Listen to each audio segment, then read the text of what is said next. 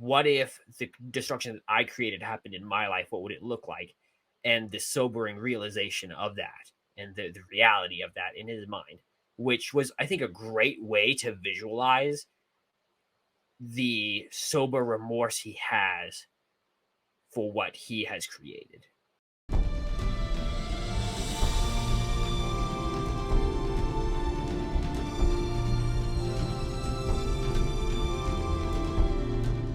Welcome. This is A Lost Plot, the podcast where cinematic plots are taken apart piece by piece to determine what makes that movie great or why it has been forgotten today.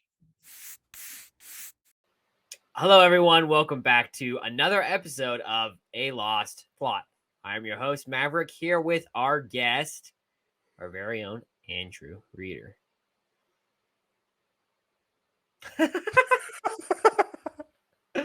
So today we are going over a new release, Oppenheimer, released just this past weekend in 2023, an epic biographical thriller. This is based on the book American Prometheus by Kai Bird and Martin J. Sherwin. It's written and directed by Christopher Nolan and stars Cillian Murphy as Robert Oppenheimer, Matt Damon as Leslie Groves, Robert Downey Jr. as Louis Strauss, and Emily Blunt as Catherine Kitty Oppenheimer. But before we get into all the basics, go ahead, Andrew. What's the whole premise of this movie? So I've listened to some of your other podcasts. I know it's you guys can read off of summaries online, so I'll do that first and then give my own. So according to Google, during their film synopsis is during World War II, Lieutenant General Leslie Groves Jr. appoints physicist J. Robert Oppenheimer to work on the top secret Manhattan Project. Oppenheimer and a team of scientists spend years developing and designing the atomic bomb. Their work comes to fruition on July 16th, 1945. As they witness the world's first nuclear explosion, forever changing the course of history.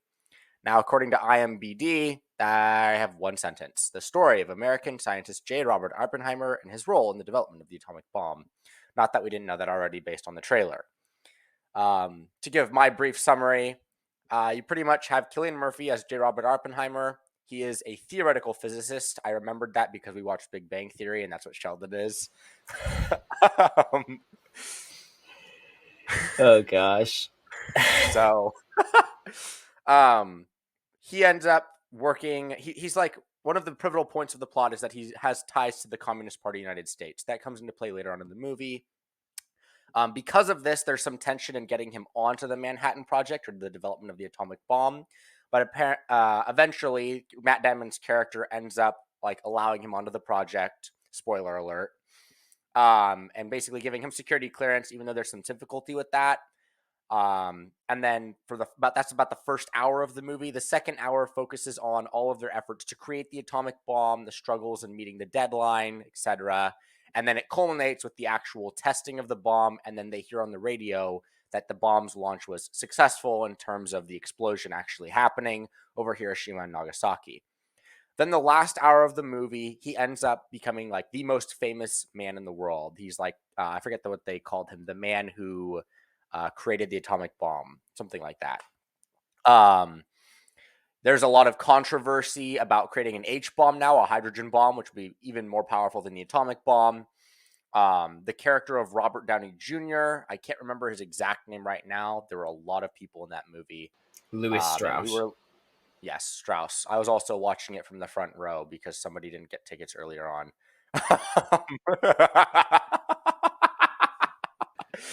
Okay. All right. Yeah. We're not doing that again. Although that it was interesting to see an incredibly obese version of Robert Downey Jr. from our perspective. This is true. At first I thought he just put on like 30 extra pounds, and then I realized it was because of the perspective, because I know Cillian Murphy isn't that fat. Yeah, for sure. Anyways, the whole last hour of the movie, I think, was the most interesting part because it was everything that you didn't expect, because everyone knows about the creation of the atomic bomb and all that. And then you get this whole side of the story where Strauss believes he's been kind of manipulated in a way or used by Oppenheimer. So he orchestrates this very complicated chain of events that result in Oppenheimer being put in a hearing with no witnesses, and the whole thing, even from the beginning of the movie, actually, because the first 2 hours are just him recounting all of this to that panel. The last hour is showing just the panel going over the events and whether or not Oppenheimer is loyal to the United States or is a Soviet spy. Yeah. This movie, I mean, you kind of touched on this, but this movie is pretty obvious in regards to the initial outcome of the story, in regards to specifically the development of the Manhattan Project, right? Everyone knows that we actually developed an atomic bomb and that we dropped it on Hiroshima and Nagasaki. So the actual plot of this story is based primarily on the character of J. Robert Oppenheimer, and that's where you get all the tension, the conflict, and all that stuff. So it's a very character driven story compared to having a like a plot that they're trying to create or whatever. I mean, obviously the Manhattan Project was central to the plot, but it was only insofar as it bled into Robert Oppenheimer's life. So, pretty interesting in that regard compared to say like a Marvel movie where they're trying to stop some bad guy and it's whatever it takes amongst the heroes there. Anyways, the whole thing starts off with Oppenheimer at school. He meets Niels Bohr, and he was going to poison his uh, other teacher, and then ends up almost poisoning Niels Bohr instead, and then stops it from happening. And Niels Bohr says he Big should go to mistake. Germany. Yeah, big mistake. Um, what did you think? So I do want to say also that this movie has a different flavor, I think, depending on whether or not how much you know about the historical events of Oppenheimer and his true historical existence uh, before you watch this movie. So I know, Andrew, you've done a decent amount of research or reading into Oppenheimer's life and the creation of the atomic bomb. And while I was familiar with the events, I'm not knowledgeable on them. And so I think that did help to create a little bit of a different experience for both of us in this. Yeah. But how do you think that they started off in regards to introducing this character? I thought it was really interesting. I mean, you don't get too many movies where you start off the movie with the end and you keep coming back. And I think they did it really well because it wasn't too obvious that the end of the movie would result in that whole hearing that they had. It was almost like they were showing that and you weren't really sure why. And as the movie progressed, they almost ceased to do that. Like the second hour of the movie, you almost never saw them in the hearing anymore. It was purely focused on the creation of the atomic bomb. Well, so I think that the opening was uh it was interesting. I wasn't 100% sure what their what they were doing other than showing that he was a student that was struggling in to find fulfillment in his current school. But the struggles that they show of Oppenheimer there, you don't really see again. So um wasn't 100% sure. I mean, it was an interesting opener, especially because it looks like he almost kills someone at the beginning of his life. So that was a big like attention grab right at the beginning of the movie. But it didn't really lead to anything.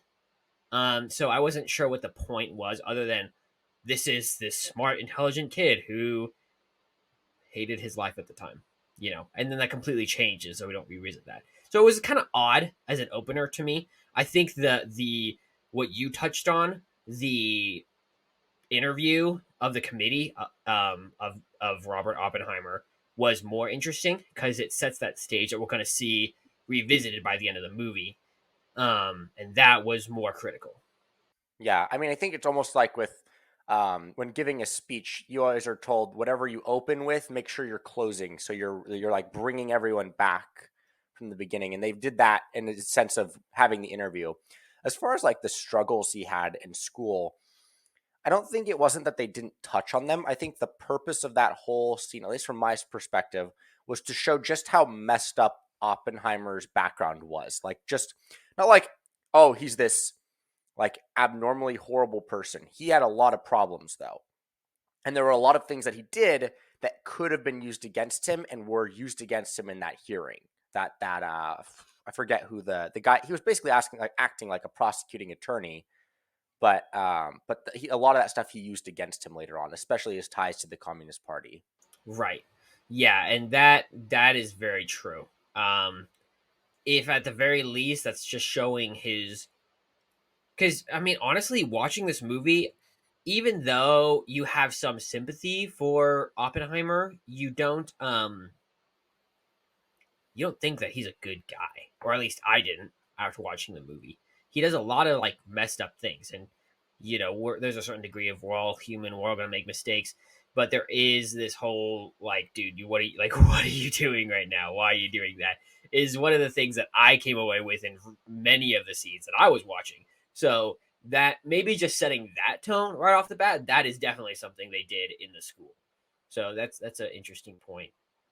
Yeah. Um, there is a lot of, it seems kind of long between when he gets started as a student, then a professor, and all of that stuff before it really gets involved in the Manhattan Project, which is where the crux of his um maybe value and what he adds to the world and to the movie comes into play. And that's when U.S. Army General Leslie Groves comes into the picture. That's played by Matt Damon, and he recruits Oppenheimer to lead the Manhattan Project. How did you think that they did in regards to bringing Oppenheimer into the Manhattan Project? I mean, I think it was the first hour, they still hinted at it because you could tell that Oppenheimer knew what was going on. He knew about the developments that the Germans and the Russians were making. And so, even though he wasn't allowed on the project, he pretty much knew exactly what the project was and what was going on. Right. And so, it was only a matter of time before the general came to him with his whole proposition. And so it's like they slowly integrated him. But I think the first part of the movie was as emphasizing the fact, and that helped way more towards the end of the movie with the third hour, emphasizing why there was so much difficulty getting him on that project, and like also emphasizing how serious the accusations were and how questionable he really was at the end. Even though, yeah, he was loyal to the United States and he wasn't intending to do it, as someone who's working on one of the most destructive weapon to date, like he needed to be a lot more careful about who he was interacting with and the actions he took. Yeah. And that's definitely, it's interesting too, because you can almost see that initial scene as a foreshadowing of what happens later in the movie, where uh, Cillian Murphy's character Oppenheimer is being accused by Leslie Groves of doing all of these bad things and how he's untrustworthy to lead the project, right? But that's done because he's still considering him just because he's such a genius, and so in some ways his genius combined with what he does later in the project proves his worth and his value, but that's being questioned throughout his time in the story. And so when it comes to a head later, there's a sense in which you can see it building up to this, right? There wasn't trust throughout the entire movie, and he was always trying to gain ground in regards to building that trust. Yeah, Um, exactly. so I thought that part of the story was definitely great, and it really added to what we saw later on. A Yeah. lot happens in the middle. I don't know if you wanted to touch on any of the significant points. I know that there is the affair that he has with what's the woman? Gene Catlock. Yeah, there's the affair with Jean Tatlock. There's his marrying Oppenheimer. There's the like relationship with his brother. There's a bunch of different things that are involved in there, and then is it Teller, the creator of the hydrogen bomb? All of these different like Yeah. developments that are going on. Most significantly is the fact that they end up creating the atomic bomb, right? And that's Yeah. where uh Oppenheimer has his reflective moment as he realizes what he's done when the bombs get dropped.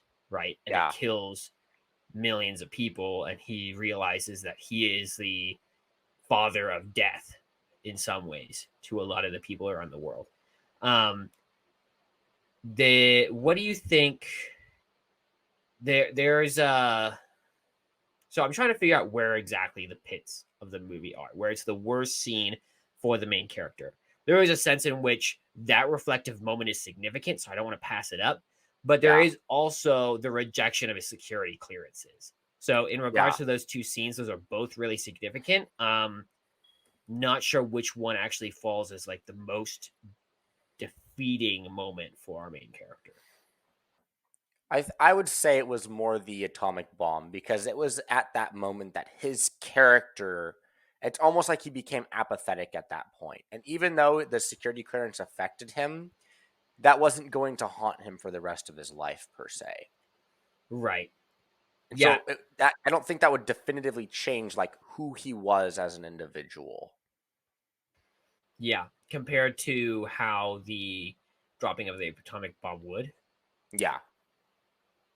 Yeah. I mean, you see that even in his reactions post the realization, which I thought was very interesting. I don't know if you've read the book on Hiroshima and what occurred there, some of those firsthand accounts, but I it haven't is read the book, but yeah, no, I know the stuff that it was absolutely horrible. yeah, it really disgusting and terrifying in some ways of the aftermath of the dropping of the bomb. Yeah. But I mean, the those who died and were like ignited instantly were so much better off than those who survived. yeah, oh yeah, and Like the the people who died instantly were just vaporized. Like all that was left was a shadow on a wall. yeah, yeah, like there's recordings of like people wearing people who survived who are wearing clothes that the patterns on their clothes were burned into their skin Yeah. by the bomb, and those are the people who were further away who actually survived this crash, the dropping of the bombs. Yeah. I mean, there's a lot of different anecdotes from it, so they're not great. But what was interesting about the movie in regards to this is how some of the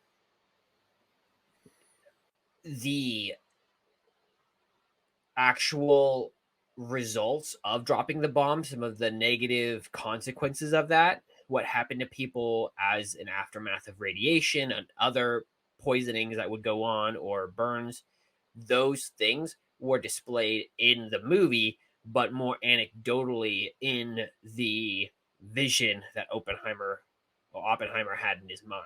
Right. So Yeah. after he realizes this, he sees characters in his own life around him reacting as if a bomb had been dropped. Now, did those things actually happen? No, they were clearly figments of his imagination. But it was showing what could have happened to the people in his life if they had been the ones responsible, or if the bomb had been dropped on them instead. And so there was that idea of how what if the destruction that I created happened in my life? What would it look like? And the sobering realization of that and the reality of that in his mind, which was, I think, a great way to visualize the sober remorse he has for what he has created. I agree pretty much with you said. I like how they did that whole thing, showing like it was almost like he had PTSD from the whole thing. Yeah. Without even having seen the actual bomb dropping, he Yeah. knew what the consequences would be. Yeah. I mean, he was smart enough to know exactly what the after effects would be on human beings. Yeah. Which is, it's interesting too, because there are two different discussions that go on before the bomb drops, right? There's a discussion with the other scientist where the scientists tell Oppenheimer, "Oh, you're going to this big meeting where they're going to talk about dropping the bomb. You need to advocate to not drop the bomb," right? And then there's the actual Yeah. meeting where Oppenheimer really doesn't do that. He more of discusses what will be the most strategic value for that, and is in some ways he doesn't care if people die at that point in his life, and he's very um like, I guess, motivated to use the bombs at that point, to be honest. And that's, I mean, it's terrible, but it's the pre-reaction before they drop the bombs, and then the post-reaction realizing what he was actually advocating for post dropping the bombs that were so significant. Anyways, beyond that, this is where it really gets into the meat of the discussion that Andrew loved, but this was where he was on trial, and it wasn't a true trial because there wasn't an actual jury. There wasn't an actual. The only thing that was being up for consideration was Oppenheimer's security clearances, which he Yeah. didn't need. He didn't have to have security clearances, and in some way, he didn't need to have this hearing, but he felt like it was a slight on him and his career, and did not want to go down without having a chance to appeal it. And it was in that appeal that he truly gets torn apart as a scientist. Yeah. And in the middle of that, that's where you have a lot of his own friends coming in and betraying him, saying that he really shouldn't get the clearances, that he has these problems. What did you think in regards to that whole scene? Which it's rather long, but how do you think in summary they did with that whole trial? I'm gonna be honest. It was the part of the movie that I was awake the most in. Um, it was pretty late. You can't deny that. I mean, we started the movie at 9, went to midnight. Yeah, that's true. And we're in the front row, and I was getting nauseous because my eyes were rolled back into my head. Yeah. Plus, I'm pretty sure everyone else in that movie theater didn't really give a crap. Yeah, okay, I did hate our audience that we were watching it with. Yeah, like the guys right No behind respect. me. The guys right behind me, their comment was, I think the nude scene already happened. Oh Dang gosh. Yeah. it. Which, Not by the way, every scene is child friendly in this movie. yeah, it's not Andrew friendly either. Um, let's just say it was completely unnecessary, and they went from talking about physics and being interesting to there being a naked woman on the screen, and I was like, what the heck? Yeah. Um, Wasn't needed for sure. I mean, I could go on a whole rant about it. The point is, I don't think you need nudity in a movie, like, at all. I think you can suggest it maybe if it's a pivotal part of the story. I definitely don't think you need it at all. But that said, don't want to get too far into that. That last hour of the movie I really found interesting because you had the character of Strauss, who you initially saw as just kind of a side character. Like, he didn't seem that important up to that point. Yeah. You also had It the was character. Oh, go ahead. Well, no, it's also interesting just because, especially at the beginning of the movie, Strauss is almost seen as an ally and advocate of Oppenheimer's, Yeah, not and I mean, really in conflict. yeah, and I think he for all intents and purposes he was. He intended to be his ally. He wanted to help Strauss, or not Strauss, Oppenheimer. And it wasn't until Oppenheimer started opposing any type of policy that he would put forward, like the progression of creating the H bomb, that he had major problems with. Because Oppenheimer now had, after creating the atomic bomb, the people saw him as almost an American hero. Like, Yeah, for all intents and purposes, they revered him as this superhero that had saved them from the war. And so he had a ton of influence, and he was using that influence to promote the basically putting the H bomb on the chopping block, saying we shouldn't be doing this. There's no need for it, and we just morally wrong, and coming at it from that moral perspective. And Strauss, and he expresses this later in the movie when he's talking to those he has in confidence. He feels that he is the reason that Oppenheimer is where he is, and he says he makes the line. He says the line that he should be thanking me for this, but instead he's stabbing him in the back. And so as a result, he begins orchestrating this whole elaborate course of events to cause people to question Oppenheimer's loyalty. He's the one that gives the file to this guy. I forget the guy's name. yeah, I'm He's trying to basically think too. he's just like this. He's almost a nobody in the movie, but he gets files and he starts investigating Oppenheimer. It's the guy who plays Kurt in Ant-Man, the one who believes in Baba Yaga.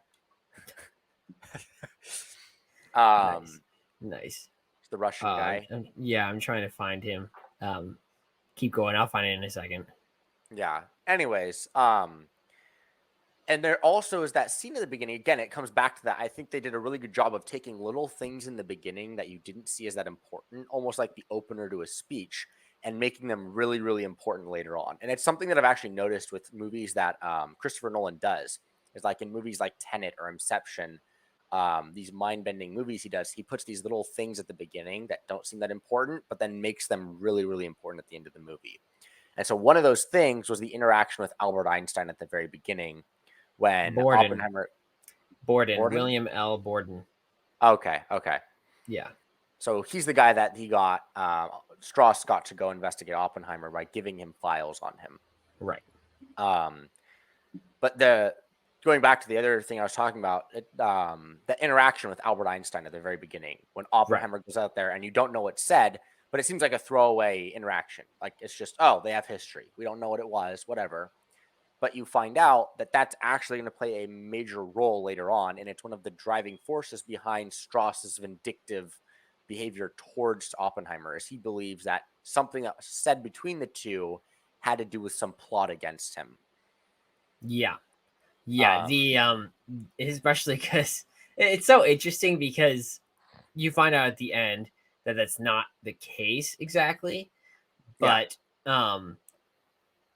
but it's just so interesting how Strauss builds that up in his own mind and thinks it's till he creates this almost fantasy that there was this huge discussion between Einstein and Oppenheimer about him trying to bring him down.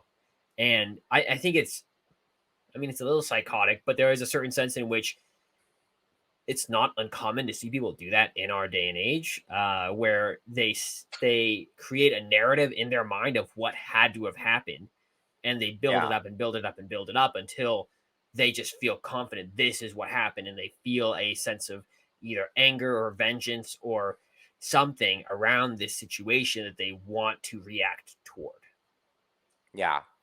I thought RDJ's character went from being pretty uninteresting, to be completely honest, to becoming like pretty much the main antagonist of the film.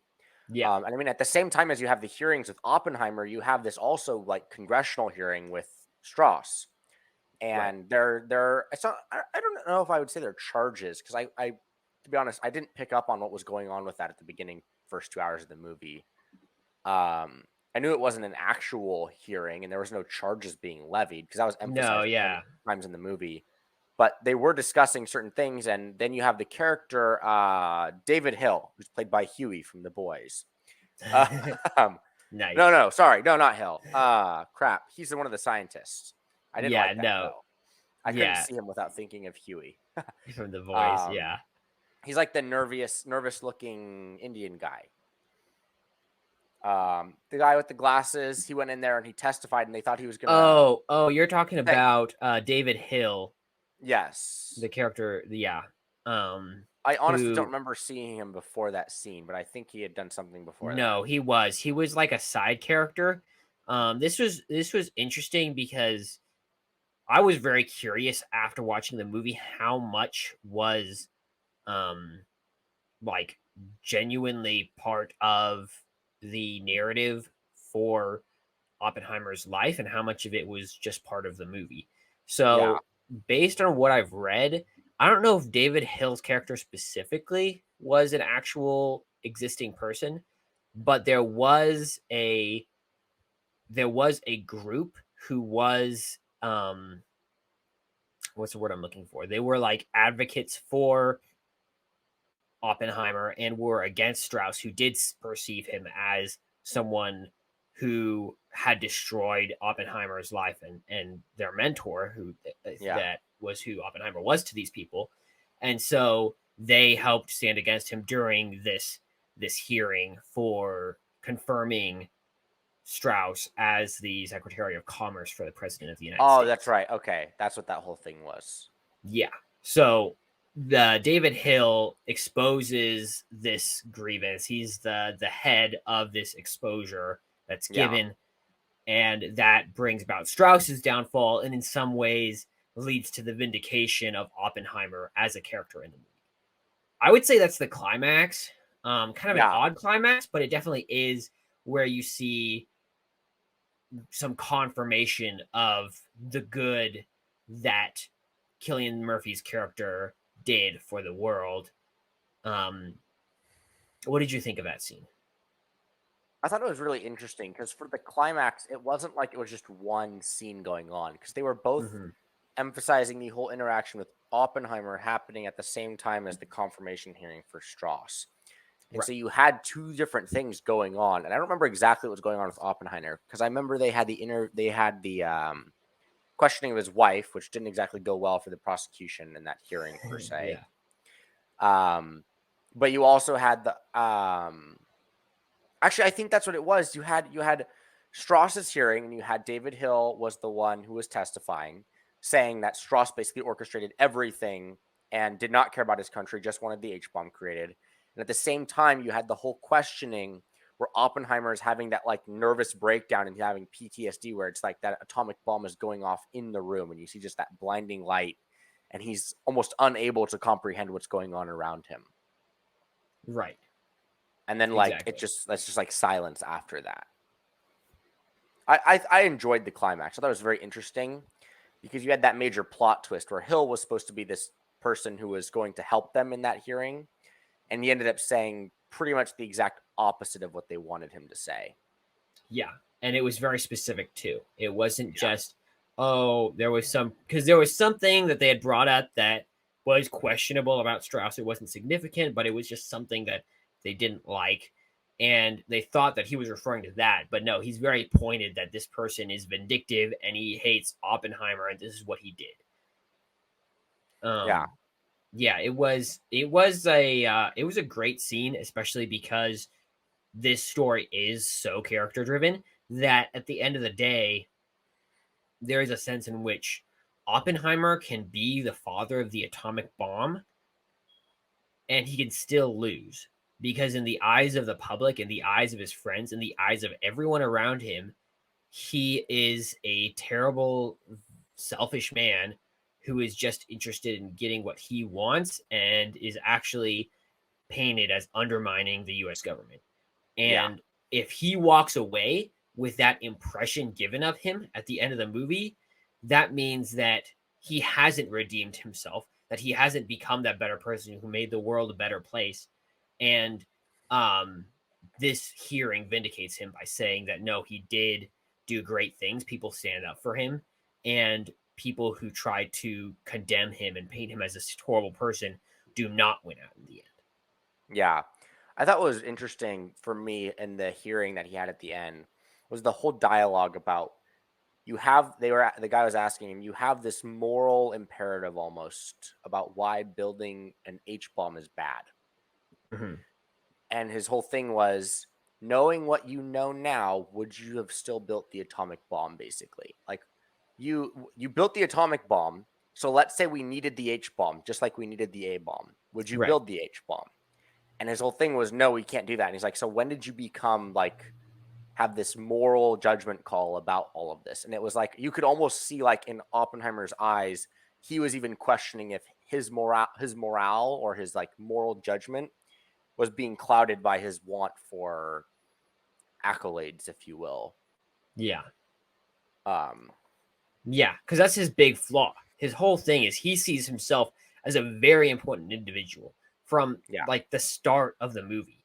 And so a lot of his actions are very egotistical. yeah, And this whole that scene exactly calls that into question where he wonders when he went from becoming this egotistical man to trying to genuinely do something good for the world. yeah. Yeah. No, it's great. What did you think in regards to characters? Did you have favorite characters? Was there something that you hated as a character? Someone who you think could have been developed more? Someone who pissed you off? um, I actually thought Albert Einstein's character was pretty interesting. I wouldn't say he was my favorite, but I just thought it important to bring it up because he went from almost seemingly being an adversary of Oppenheimer to being almost like this father figure that Oppenheimer would go to when he had questions. Yeah. So like when he had the whole question about would the A bomb shut off a chain of events that would literally just nuke the whole planet, like it was just uncontrollable, and he like that was something he took to him. The whole conversation they had at the beginning, where you find out that whole thing was just about what was going to happen in the future, and pretty much everything Einstein predicted would happen happened. Right. You mean like the tearing him apart Yeah, as a person and all that? Yeah. yeah. And then he said, and then one day you'll have a party, which was interesting because then they showed that happening to Oppenheimer later. Said they're gonna Yeah. have a party and they're gonna celebrate your achievements, but it's not gonna be for you. It's gonna be for them, and Yeah. it'll be later on in your life after all this is said and done for a long time. Yeah.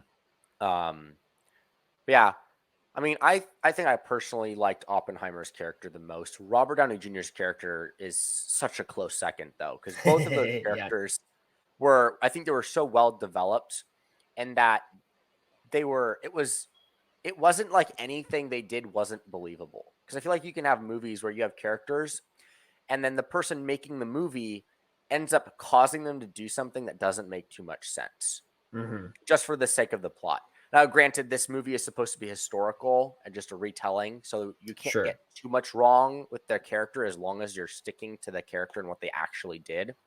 But it was nice to have a character that was just so believable. And I think Cillian Murphy and Artie did a really, really good job of portraying those individuals. Yeah. No, I Like it's loved their presentations. yeah. I mean, it's interesting because a lot of the time they had really great chemistry, but they weren't actually on the screen together almost at all. Like there Yeah. were very few scenes where they were actually together, but you could totally see the tension between the two of them without the other person actually being on screen. Yeah. Definitely. So yeah, no, I really like the way they did RDJ's character because you did not see it coming until the end of the last hour of the movie that he was going to be the antagonist. Yeah. No, it's funny because after watching this, people would ask us what we thought of the movie, and uh, Andrew was always talking about how he he loved this character of Louis Strauss and how he was the bad guy. But then I was like, dude, no one knows that he's the bad guy until the end. What are you doing? It's Uh, true. but it was just funny. Hindsight's 2020, okay? Well, he was just spoiling it for everyone as he walks around.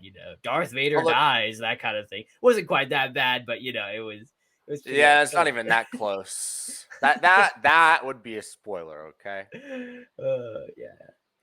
Anyways, I would say my favorite. I did write down as very close Louis Strauss and J. Robert Oppenheimer. Loved those characters. Thought they were amazing, and I had no one that I complained about. But Yeah, the same. one the one character that I loved that initially I hated, which is why I put them as my favorite, was Kitty Oppenheimer. So Catherine Oppenheimer's character was so interesting just because initially I found her as incredibly annoying. But as she developed, she really came as a just a remarkable individual in my mind. Someone who she had these clear flaws, like she would occasionally, get drunk, and she had this wanderlust passion that would take her away from the home and made it difficult for her to take care of children and be the housewife that she was for most of this movie. But at the end of the day, she was an incredibly loyal individual, and she was pushing Oppenheimer to persevere and to keep on and to deal with the problems in his life rather than just being able to run away from him, such as the scene where he realizes Jean Tatlock has committed suicide and he blames it on himself, right? She's angry and hurt because he's cheated on her. But in the middle of that, she's still pushing him to like, let's figure this out. You need to get over this. You can't let this define you. And all these other things. And she's the one out of everyone, while everyone else is betraying uh Oppenheimer in the committee hearing, she's the one that stands by him and even fights back a little bit at the questioning lawyer that's at the committee hearing. Oh yeah, no, that Um was that was a great scene. I love that yeah. scene. It was It's like when you're just so fed up with the person cross-exing you that you just find their questions humorous because they're so retarded. Yeah. And it's like It that one question. I forget what the question was. Something along the lines of, "Did you know he was still a part of the Communist Party?" And she starts laughing. She's like, "I don't like your phrasing." She's like, yeah. she basically told them, "You need to take that question back because you're assuming he ever was a part of the Communist Party." Yeah. And No, she she just, she was great. yeah. And you got to see that. I really like that board member, the older guy, the little bald guy. Like he's Uh-huh. watching this whole thing and he's just like, "Man, I'm getting my money's worth." Yeah. Like we Right. all felt like the little bald guy during that scene. Yeah. Because that man was just taking the words that people said and then just twisting them a bit to make it sound even worse so they couldn't necessarily disagree, but it wasn't quite right. And if he Yeah, did that enough times, he pushed someone down a road that made Oppenheimer look like a terrible individual. And exactly. Kitty was not willing to go down that path. And when she took that and like pointed it out, it made the questioner look like a terrible man, which he Exactly. was. So it was yeah, a wonderful scene. Really made her seem like get great props. She was just so loyal, even Yeah, though Oppenheimer was not loyal to her. In some ways, he didn't deserve to have a wife who was that committed to him and stood by his side no matter what. She still did remarkably in standing up for her husband in the middle of everything and seeking the best for both of them and for their family. So loved her character, thought she added a lot to especially him as the man on trial and in the personal life that they experienced. yeah. Themes, what do you think? Was there specific themes you saw in the movie that you loved, some that they didn't develop as well? What do you think? I'm gonna be honest. I After thinking back on this, I was getting Iron Man vibes, but not from the guy who plays Iron Man, which made it so Interesting. weird. Because it was like Killian Murphy's almost like the character of Tony Stark in there, where he's creating this weapon of mass destruction, but when he realizes what it's actually capable of, he's like, "Holy crap!" Right. Um, Especially when he realizes that when he gives this to the federal government, that they're just going to use it. Yeah. Like they Yeah. weren't kidding. And there was that scene where the president is like, "I have a list of 12 cities here we're going to possibly nuke. Oh, actually, let's cross that one off the list. I like vacationing there with my wife." Yeah. And he's just Yeah. like, Kyoto. Yeah. yeah. Um, yeah, it's not it's interesting because you don't get like the Iron Man type of resolution where he's like, "I'm going to be a good person now." It's almost like he's just kind of hopeless. Like, Yeah. this is just going to haunt me for the rest of my life. Yeah. Well, it's like the mistakes he made are going to be what defines him. And Yeah, that's what and in some ways they weren't there comes a certain point where it goes beyond the mistakes he's made and exactly. it becomes frankly lies, things that he hadn't done, but people decided they wanted to paint him in that light. And that was what he gets defined by, was aspects of him that weren't even true. So yeah, that was huge. Especially like just because there was that betrayal theme as well, especially the close friends, which is what Einstein talks about in that short conversation.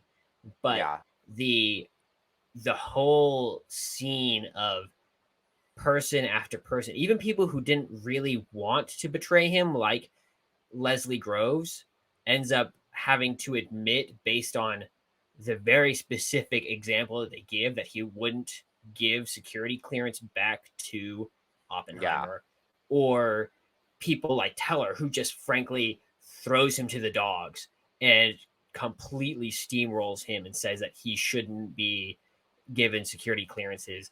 These things I think it was interesting really, though with General Groves, because when he's asked the question, even though he's not really allowed to elaborate, he does get that little phrase and that little like few words in where he asks him, "Would you give him clearance under the new guidelines we gave, this act we passed?" And he's sitting there thinking about it because he knows his answer is going to condemn him because he's yeah, the one who gave him the security clearance in the first place. And if he's not yeah, okay with it, then of course no one's okay with it. And he goes, "No." but I wouldn't give security clearance to anyone that I'd given security clearance back then. It's like we just Yeah, did what we exactly. had to do to get that done. Yeah.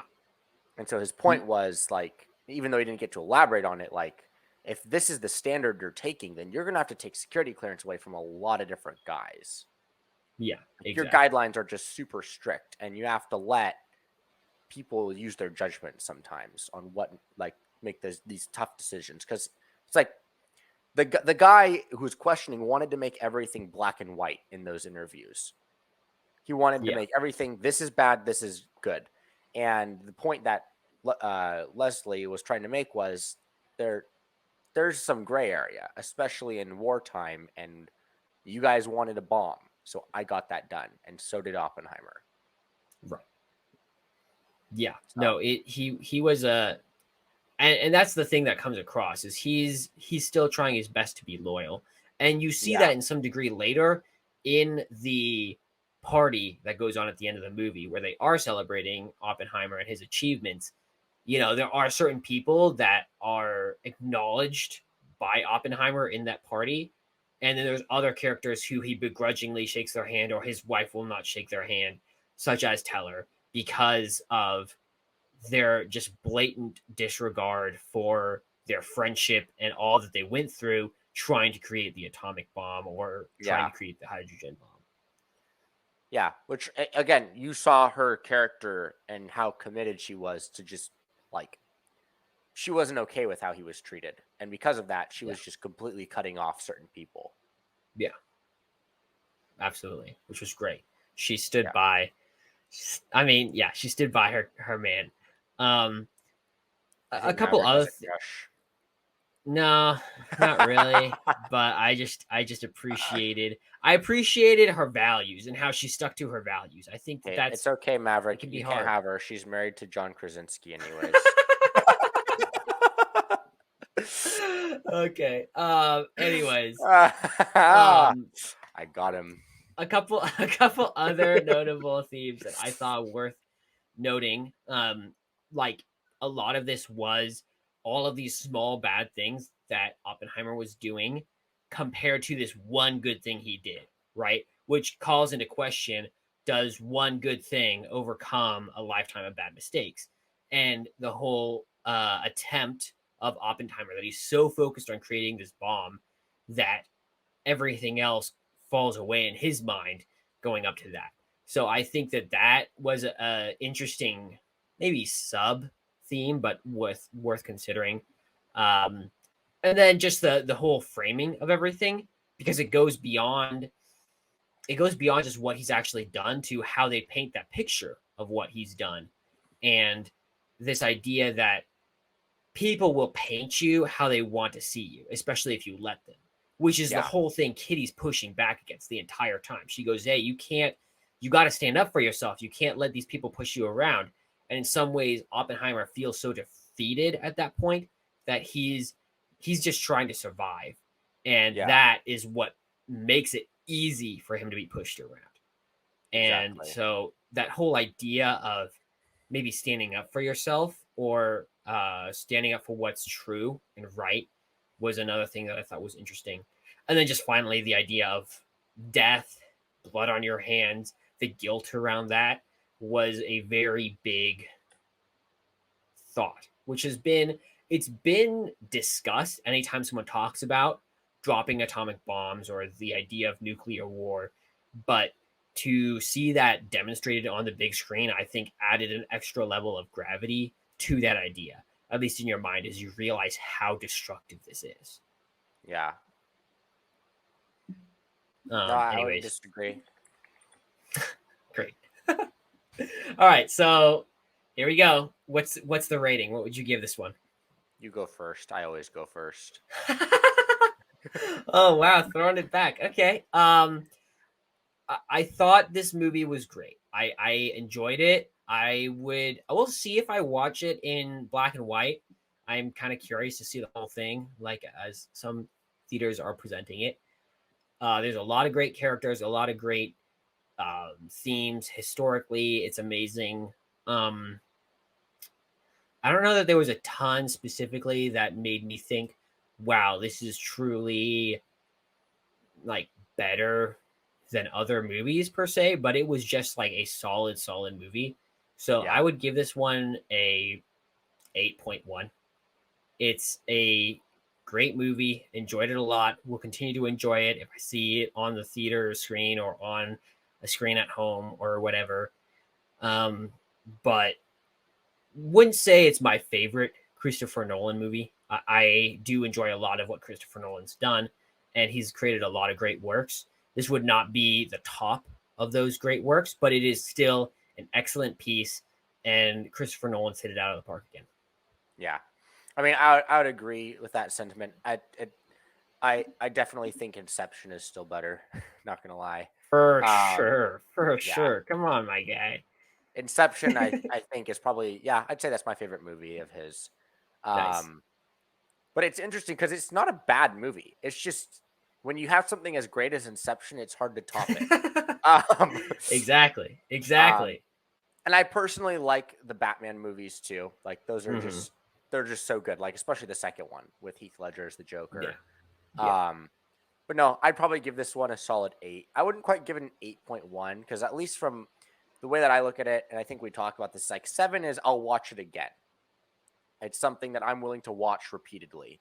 I'd say Hmm. an 8 is like I'll watch this repeatedly, and if I have an excuse to watch it, I will go for that and I'll watch this Right. movie. Right. I'll definitely be recommending it for sure. I think that's like a step up from 7. It's not just I'll watch it again. I will definitely be recommending this to people. Yeah. Um, but I think especially because of the length, it's not anything wrong with the movie. It's just not a movie that I'm going to be able to be watching all the time. Right. That's Um, true. That's true. so I'd probably give it an 8. I also just don't want to give it the same ranking as you. All right. All right. There we go. Yeah, I think an Well, at 8's least pretty you're an solid. honest man. Yeah, I mean, I think a 9.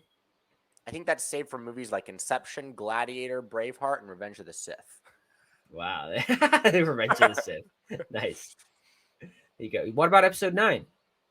I think that's a solid -2 squared. Oh, we'll see if we ever get into the negatives for me. Probably not, but potentially. I It's mean, not 9 actually. I is think it's something just. else. It's like one of those movies that's not rated. It's just not worthy of my brain cells It's NR. time. Exactly. That's funny. Nice. Yeah, well, that's it. That's the pod. We hope you all enjoyed. If you are watching this on one of the many channels, make sure to subscribe. And that's all we got for today. We will see you next time. If you have a movie you want reviewed or have some feedback to give us, send us a message at alostplot.com. If you like this podcast, please leave us a review. It really helps other people find our podcast. We hope you enjoyed this episode and look forward to seeing you back with us next time. See you then.